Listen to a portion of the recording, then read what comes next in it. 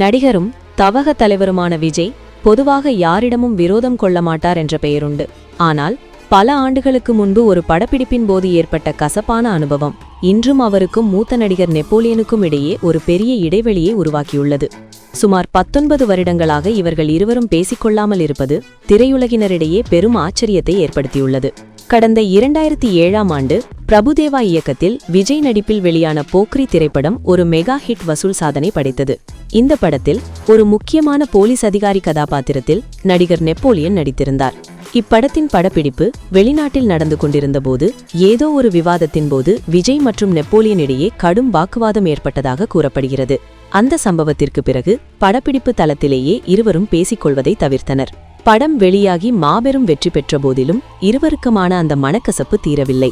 பல பொது நிகழ்ச்சிகளிலும் சினிமா விழாக்களிலும் இவர்கள் இருவரும் எதிரெதிரே சந்தித்தாலும் முகத்தை கொடுத்து பேசிக்கொள்வதில்லையாம். கிட்டத்தட்ட 19 ஆண்டுகள் கடந்தும் இந்த மௌனம் ரசிகர்களிடையே ஒரு தீராத சந்தேகமாகவே இருந்து வருகிறது. சமீபத்தில் ஒரு நேர்காணலில் நெப்போலியனிடம் இது குறித்து கேட்கப்பட்டபோது அவர் மிகவும் வெளிப்படையாக பதிலளித்தார். விஜய் என்னிடம் வந்து பேசினால் நான் அவரிடம் பேச தயாராகவே இருக்கிறேன், அதில் எனக்கு எந்த தயக்கமும் இல்லை என்று கூறினார்.